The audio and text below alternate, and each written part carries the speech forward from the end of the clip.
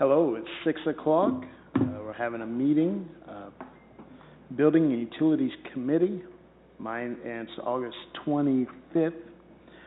My name is Samuel Pierce, Chairman of Buildings and Utilities Committee. To my left is Councilman Phillips. To my right is Councilwoman Sneak. And here today, we're here to provide a recommendation to Council regarding the vacation of a portion of a 10-foot utility easement between lnlots 11701 and 11702 in the Halifax Estates Subdivision, Section 7.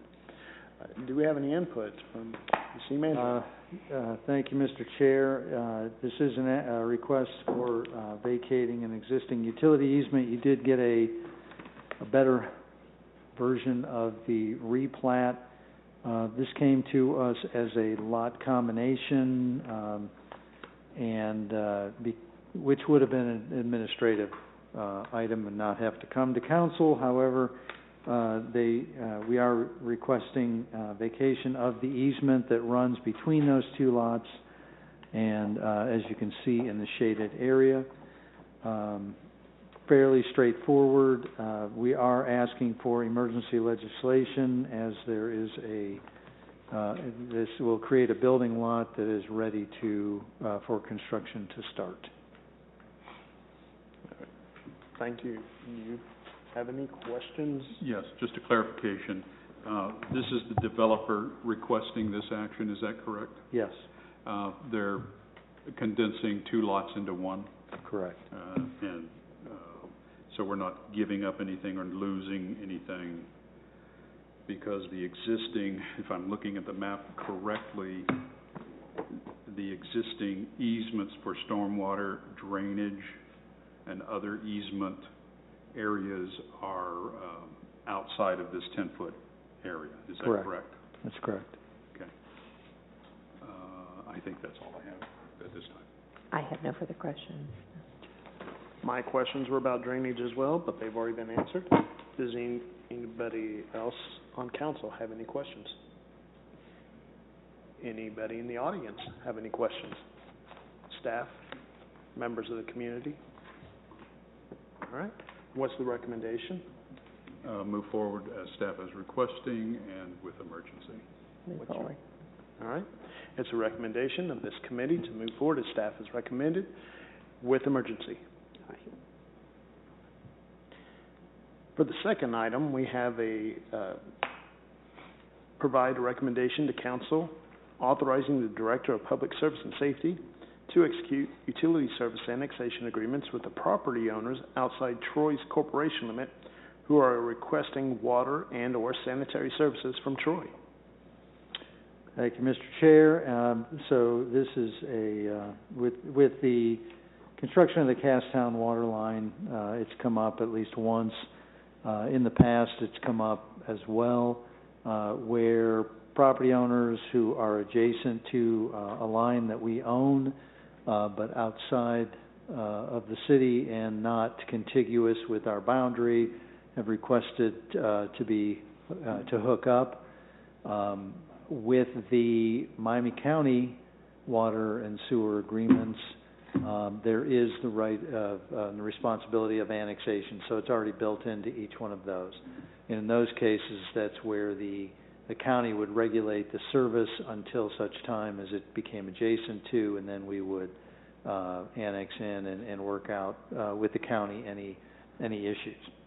In this case, these are kind of one-offs, and in talking to Mr. Kerber, the law director, he's recommended that we create a standard Utility Services Annexation Agreement, and the council pass that and authorize us to deal with these on a case-by-case basis. What it would do is allow a non-adjacent property to connect to either water or sewer or both if they agree to annex once they become adjacent. And it would be that agreement would be notarized and filed and recorded with the property. It would succeed any transfer in ownership. That would be part of the one of the covenants and restrictions on that particular property, so it carries forward. The property owner would be responsible for paying all costs to connect. They would pay the rural rate for that service that they're receiving until such time as they do annex, and then they would become a city rate payer. We are not asking for emergency legislation.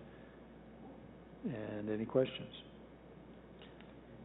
So, just to make sure I understand, if the property owner is paying all of the costs, this is really no cost to the city. We're just saying that you can connect, pay the rural rate, and then you have the deed restriction. Correct. Our policy is that technically they can't connect and gain water or sewer service unless they're annexed into the community, but there are those opportunities that would be missed if we didn't have some kind of an agreement in place. Okay. It has happened in the past where they've signed an annexation agreement many years ago, but we've never had a standard agreement, and we anticipate that those might pick up. Do you have any? I do not, no, thank you. At one point, we were talking about building a water line that would be out the north side of town, on the east side, and then going over towards some commercial area on the west side of town. West side. Yep. Mm-hmm. But it would loop outside of the town. That was one of the scenarios that the consultant drew up. Are we looking favorably at that direction or in another direction? The reason I ask is, would that same principle apply towards those people if we went up through the east side of town? It could. Out of town? And it could. Over?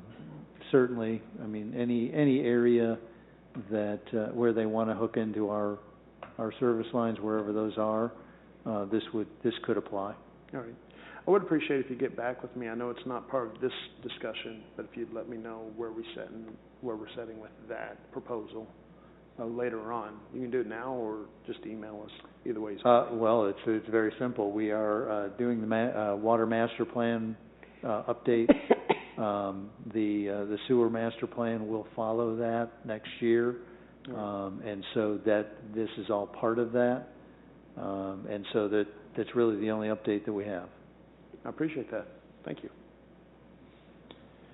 Does anybody have any other questions from council? Any staff in the audience have any comments or questions? Any of the members of the community have any questions back there? All right. What's your recommendation? Move forward. What's your recommendation? Move forward.